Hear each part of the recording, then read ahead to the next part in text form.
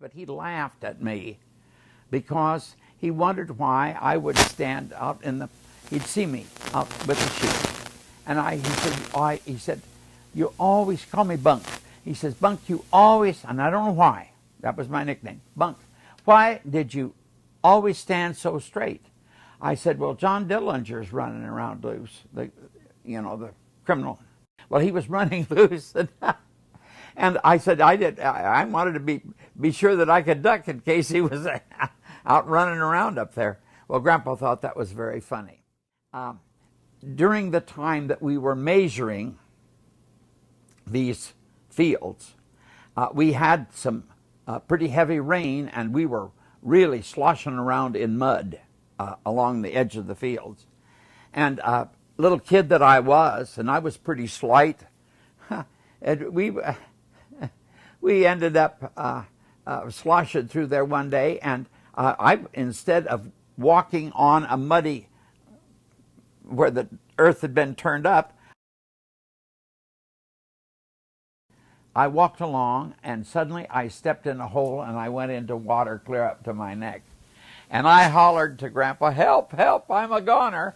Well, he thought that was so funny. He'd tell that story so many times, laugh so hard he'd cry when he'd tell that story. But we had that kind of a relationship, which was indeed rare for a kid to be with a grandfather. And he just took the time to explain to me, and I was there. I wasn't old enough to help hold the pigs. My grandfather and his only son, who lived in the house right next door, my Uncle Fred, and they were cutting the pigs, and I could not. And the pigs were squealing and so forth. And they told me they were removing their appendixes. That's what I knew about pig sex when I was 10 years old. The kids are a lot wiser these days, aren't they? What they did was they cut the pigs, and then they dipped them. They put them through this, and that was to get rid of the scurvy or whatever it was that they took. When it came time for us to harvest the hay, I would on the hay rack, I would tramp the hay down. And when Grandpa would be out mowing the alfalfa with the mower, would carry a little bucket of water, cold water, out for Grandpa to have a drink. I'd see him out in the field. I remember one time when I was walking out there, I saw where he had made a swath, and the next time around, the wheels of his mower were going to crush a nest of pheasant eggs. And I told Grandpa about that, and he said, take the eggs into the house. You can set them under a hen and hatch some pheasants, because he said they're going to get squashed. I had his drink of water, and I put the pheasant eggs in that little bucket that I had the water, took them back, stuck them under a hen, and I hatched about maybe 10, 12 pheasants, little pheasants. And I fixed a little fence. Grandpa helped me fix the fence, and we penned them in to the.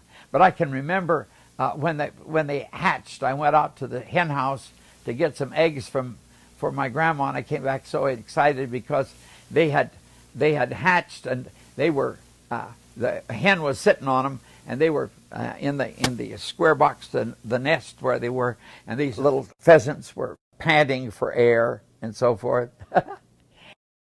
When we were measuring corn, walking along a fence row, I ran into a turkey nest where there were 4 turkey eggs.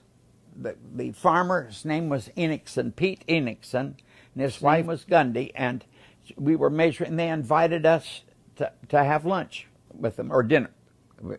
On the farm, you had dinner and supper, not had the big meal at noon. And she had fried catfish and boiled potatoes. I can remember that meal just as plainly. And I told her about the eggs, and she said, why don't you just go get them? You can take them home, hatch them, because I took these 4 pheasant eggs home and set them under what we call a setting hen. You know, that's a hen that was quit laying, but she wanted to set.